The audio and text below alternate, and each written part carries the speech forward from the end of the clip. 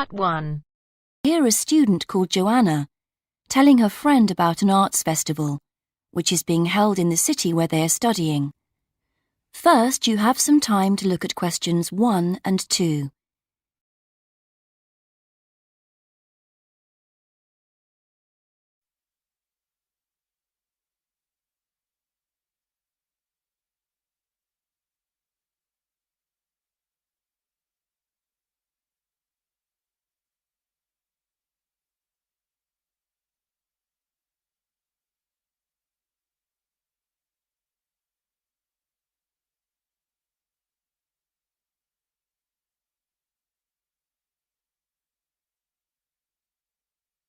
Now we shall begin.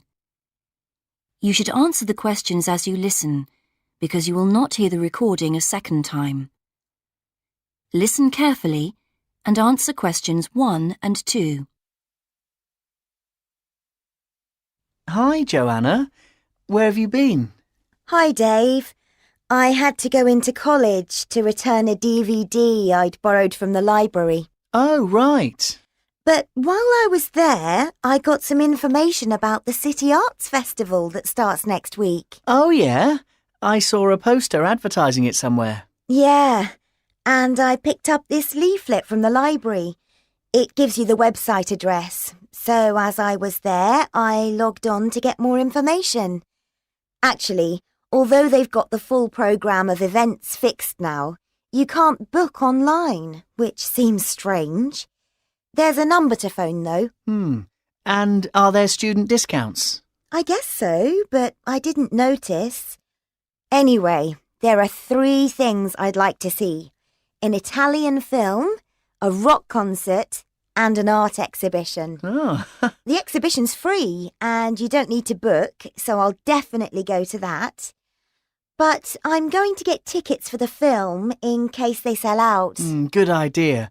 You can always buy concert tickets at the door because that's in a really big hall. Right. Before you listen to the rest of the conversation, you have some time to read questions 3 to 10.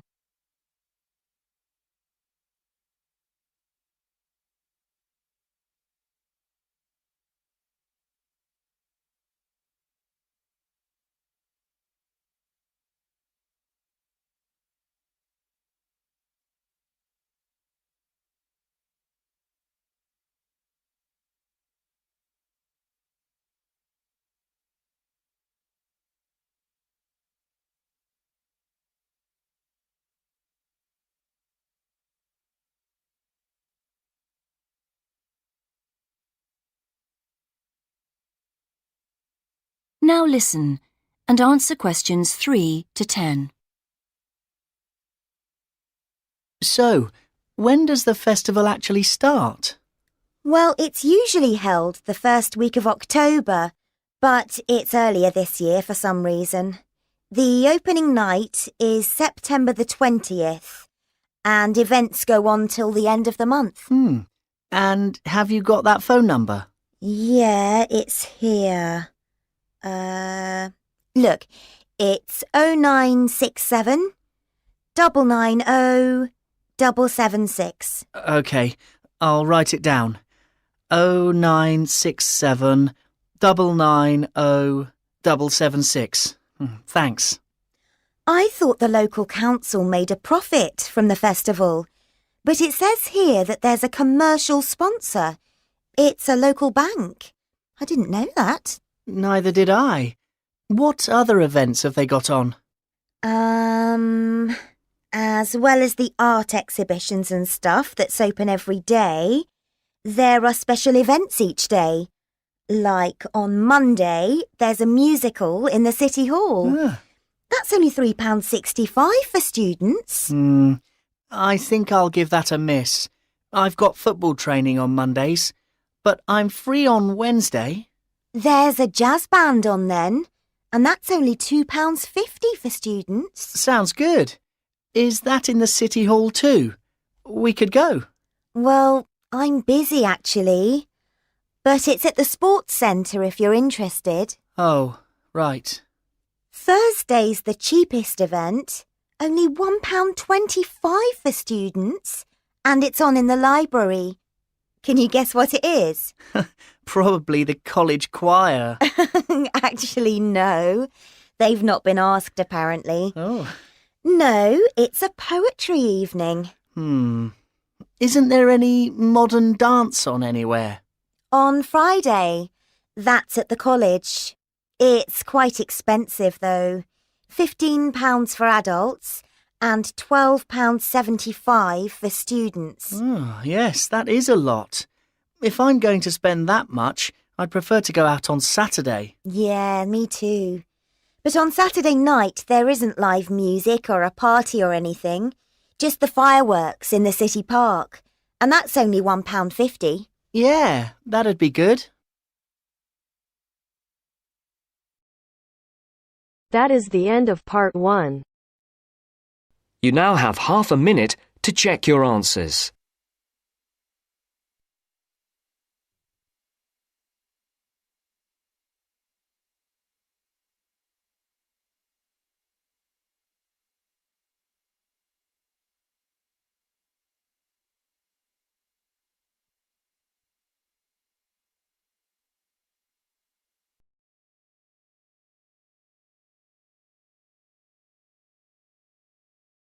Now turns to part 2. Part 2.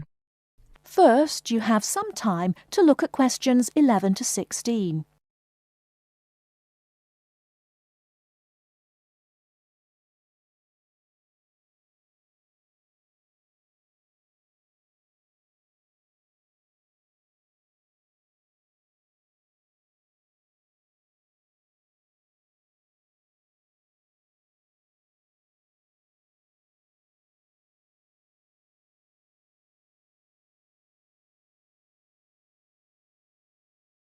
Now, listen carefully and answer questions 11 to 16.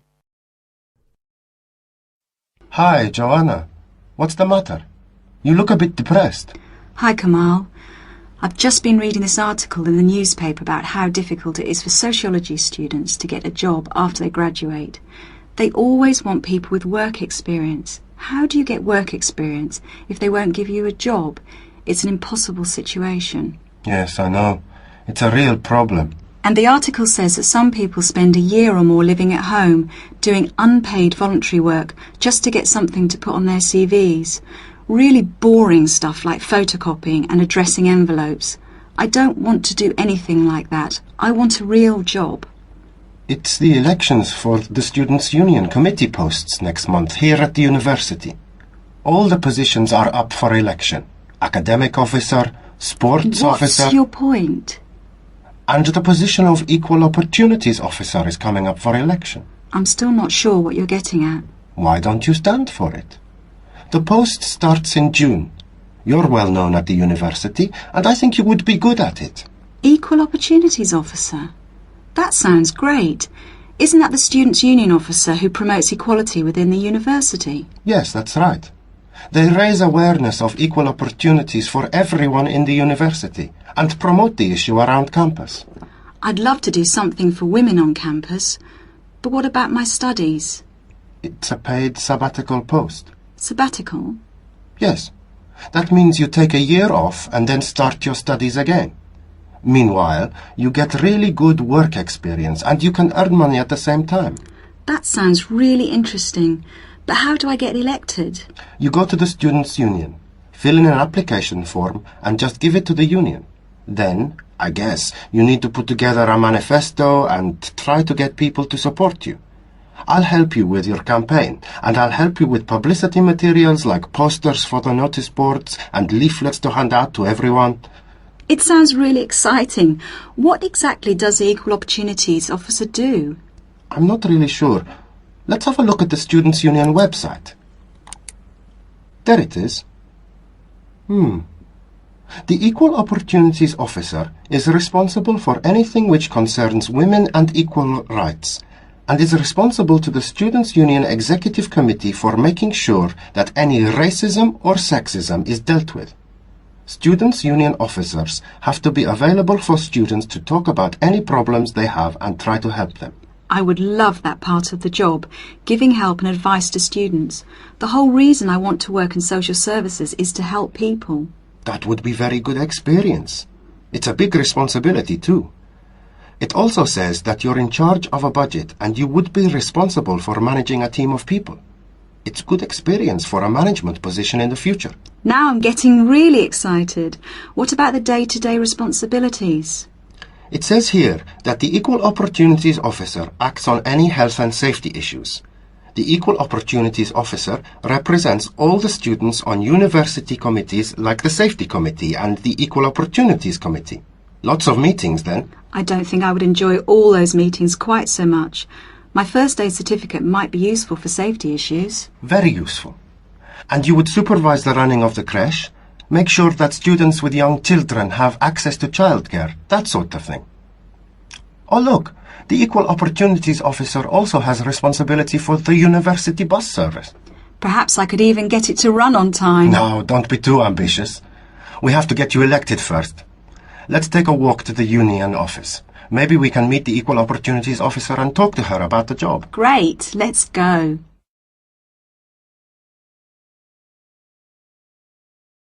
Before you hear the rest of the talk, you have some time to look at questions 17 to 20.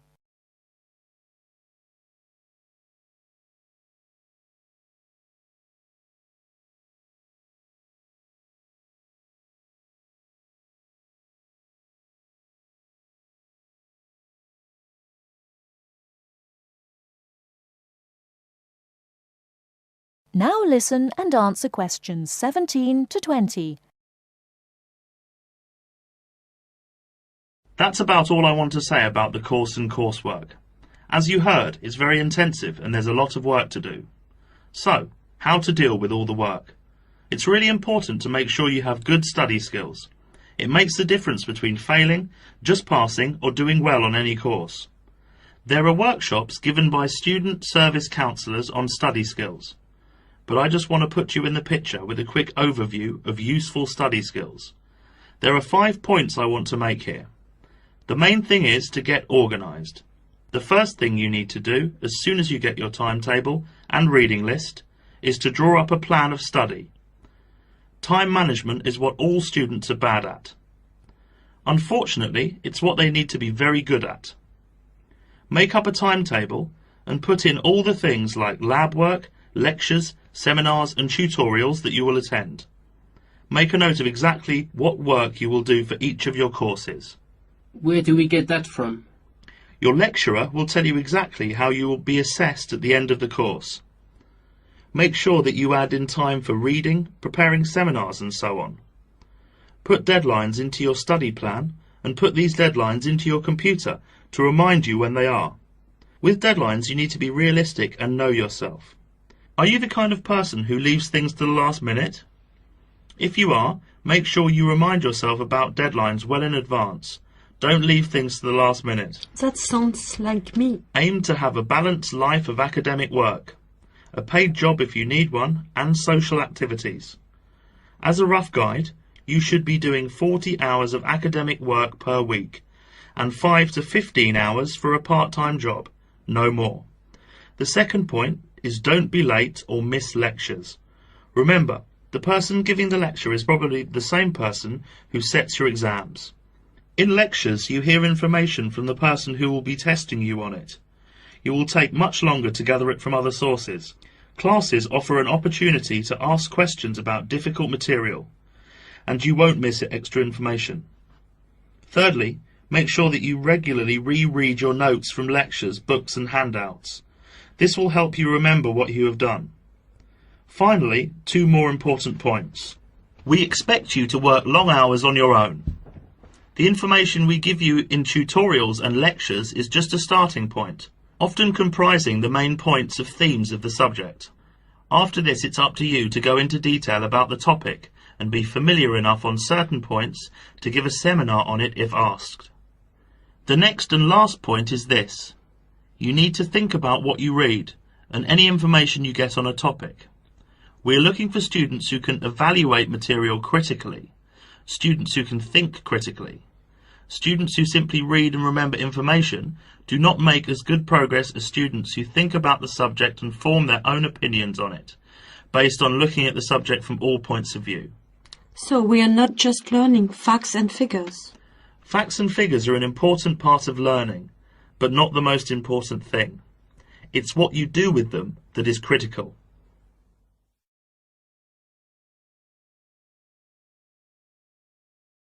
That is the end of part 2. You now have half a minute to check your answers.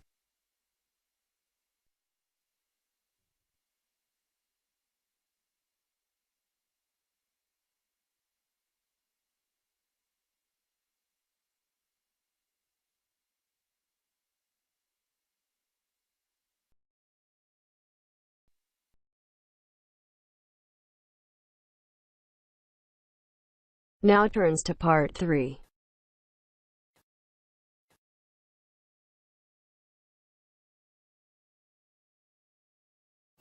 You will hear two students called Jimmy and Kathy talking to their tutor about the current research paper. First, you have some time to look at questions 21 to 25.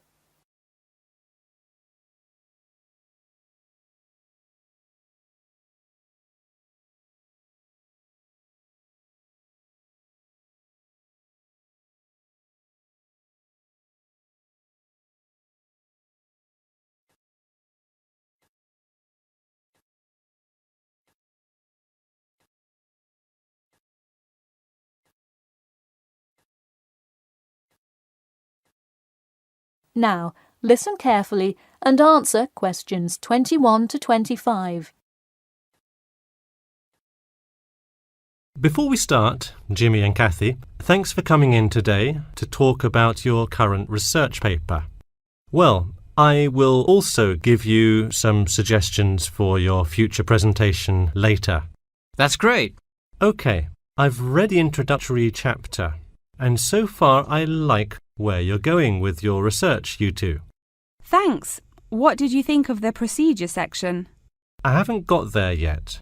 I'll get to that and the results and discussion section in a bit. Oh, if you haven't read the rest, are you just saying you like the introduction? No, the layout is really well done.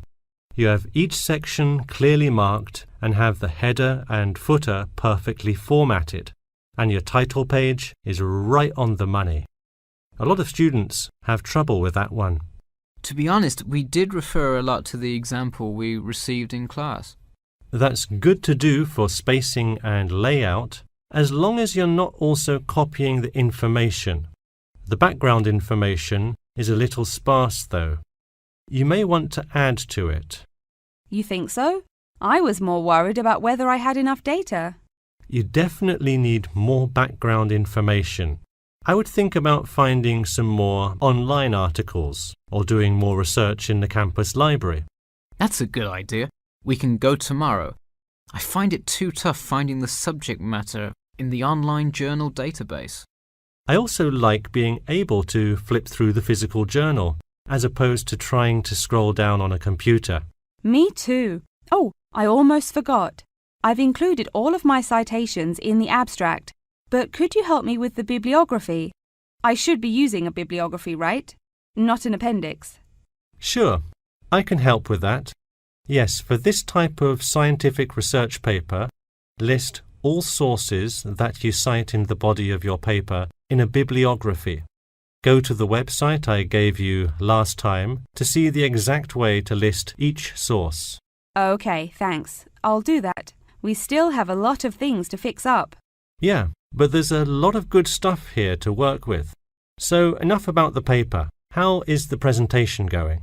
Well, it's all right. I'm going to go try out the new presentation software while Jimmy's working on the bibliography. Yeah, we are hoping to make an animation of an actual pump, but still have a lot to learn about how to do that. Before you hear the rest of the talk, you have some time to look at questions 26 to 30.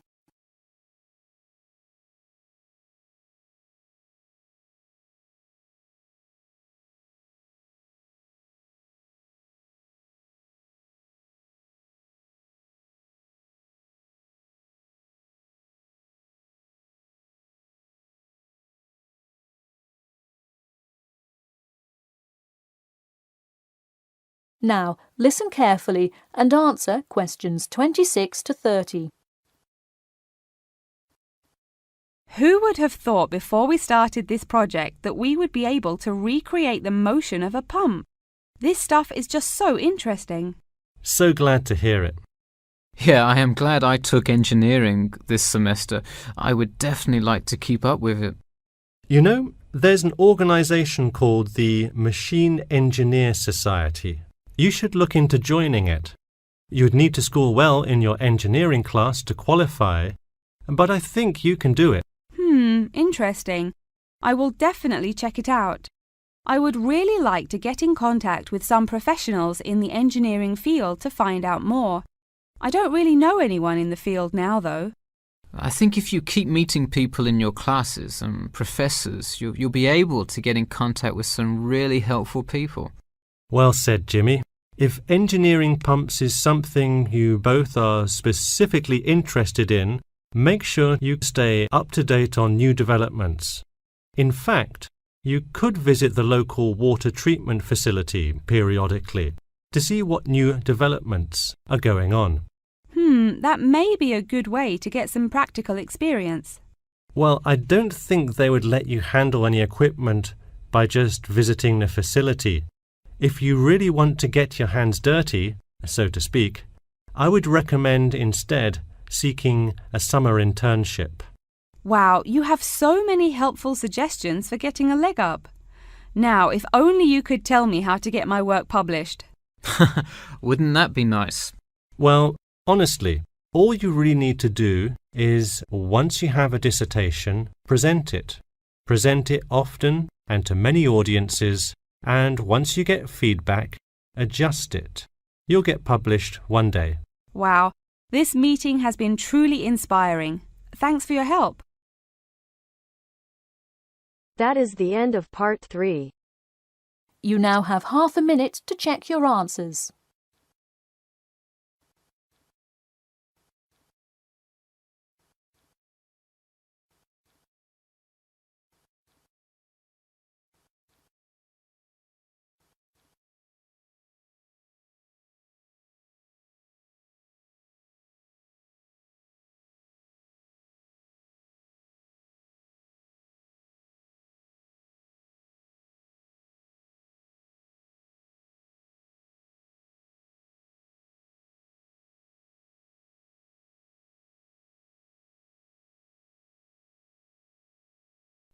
Now turns to part 4.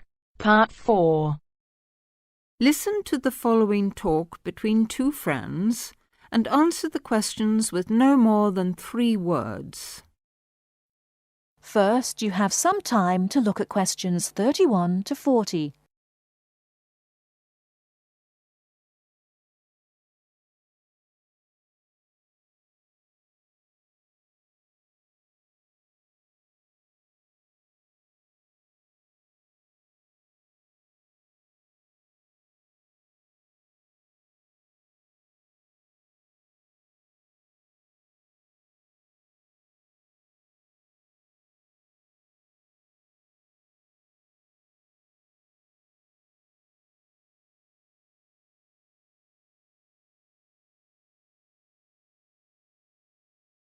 Now, listen carefully and answer questions 31 to 40. Do you know what, Tom? It won't be long before we'll all be travelling to space in a cable car. A cable car? What do you mean? A sort of skylift? Well, yes, I suppose so. You must be joking. Where on earth did you get that idea from? Oh, I've just been reading it in a book called Apes to Astronauts by Adrian Berry. He's the science correspondent of the Daily Telegraph, so he should know what he's talking about. He says, wait a minute, I've got it here, page 28. A cable car to the heavens. Oh, honestly, Jane, you surely don't believe all that stuff you read in those sci-fi books? It's not science fiction, it's a fact. Hang on, I'll read you what he says. The space writer Arthur C. Clarke, to whose inspiration we owe the communications satellite, recently outlined a proposal for a new means of space travel, which, he admitted, is so outrageous that many of you may consider it not even science fiction, but pure fantasy. Shall I go on? No, just tell me how he thinks it could be done. Well, it sounds quite simple, really. One end of a cable, 23,000 miles long. How long? 23,000 miles. Do listen. One end of a cable, 23,000 miles long, would be attached to a point on the Earth's equator, and the other to a satellite in geostationary orbit. So? The cable would be absolutely tight between the 2 points, and the elevator would travel up and down, carrying people and freight. According to Arthur Clarke, it's the only way to travel in space without using rocket engines, which would make it much more economical. I wonder if it would be more comfortable. It sounds pretty uncomfortable to me, and heaven knows what speed it'd be travelling at. What would happen if the cable broke? Oh, he explains all that. Apparently, the most likely place for it to break would be at or near the ground, and if that happened, it wouldn't fall down, it would fall upwards. Upwards? Yes, I suppose it would. Yes, sounds funny, doesn't it? Something falling upwards. Anyway, it wouldn't matter too much either if the cable broke away from the high end. It'd remain rigid until it could be reattached to the satellite. I don't quite see why. Well, it would be the pull of gravity from above. Anyway, who'd want to be stuck in an elevator attached to a rigid cable thousands of miles up in space? I suppose he doesn't say what would happen if it broke in the middle. Actually, he does. He says it would be dangerous if the break occurred at any altitude up to 15,000 miles, because the bit attached to the Earth would... what does he say? Oh, yes. Collapse and wrap itself around the equator like a whiplash. Whiplash? You know, the long bit of cord or leather on a whip. Anyway, even that would only be really catastrophic if the cable was made of steel or some other metal. Metals are much too heavy. The cable would have to be made of some material capable of suspension without snapping. But I thought you said the cable would be 23,000 miles long. I did, but the 3,000-mile breaking length is because of gravity. Well, all I can say is you'll never catch me going to space in a cable car. I'd rather keep my feet on the ground, thank you very much. That is the end of part 4. You now have half a minute to check your answers.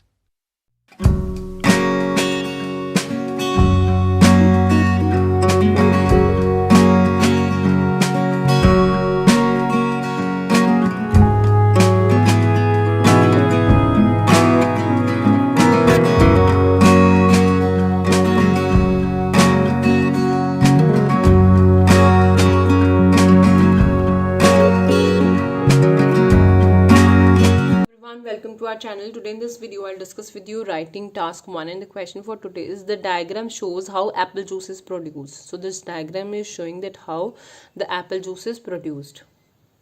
So we can see there are 7 stages, right? There are 11 stages, and the stage 1 is harvesting and selecting best apples. Then from there they are sent to receiving belt and washing and sorting for washing and sorting. Then in stage 3 they were grinded, right? Apples were grinded here, and these in step 4 was sent to pressing machine.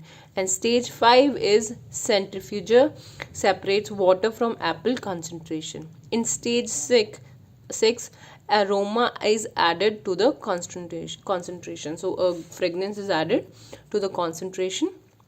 Then filtration takes place in the stage 7, and in stage 8 pasteurization takes place at 80 degrees Celsius. Then stage 9 is bottle filling, stage 10 is packaging, and stage 11 is delivery. So let's see how we can write this now. The diagram depicts or represents the process of procedure of, we need to write only one, either the process of or the procedure of. So the procedure of manufacturing apple juice. Overall, it is conspicuous from the graph that it is clear from the graph that the process undergoes 11 stages from selecting the best quality apples to delivery. As we have already discussed that it has 11 stages, and the first one was harvesting the good apples, harvesting and selecting best apples, and the last stage was delivery of that apple juice. Now, in the first stage, apples are harvested from the plants and the best quality apples are picked for making juice. In the next step, these are kept on receiving belt and transferred to washing and sorting. Okay, so the next stage, second step is that keeping it on the receiving belt and transferring it to the washing and sorting area. After sorting, the apples are crushed into small chunks. In the subsequent step, means in the next step, grind apples are transferred to a pressing machine followed by a centrifuge, which involves the removal of water from the apple concentrate. So we have reached here at the stage 6. So after the what happened, centrifuges separates water from apple concentration and then an aroma is added. After that, the aroma is added into the concentration before the filtration process. The next stage is pasteurization, cooking the filtered solution at 80 degrees Celsius, and then it is filled in bottles and packaging takes place in the penultimate stage, means in the second last stage, packaging take place. Lastly, the apple juice bottles are finally ready to be delivered. So last step is delivery. So this was for today. As I have already shown you the steps here, the 11 steps we have discussed already. That's why I was not showing you it with the written part. So if you like the video, do hit the like button and subscribe to our channel. I'll meet you in the next video. Till then, bye bye and take care.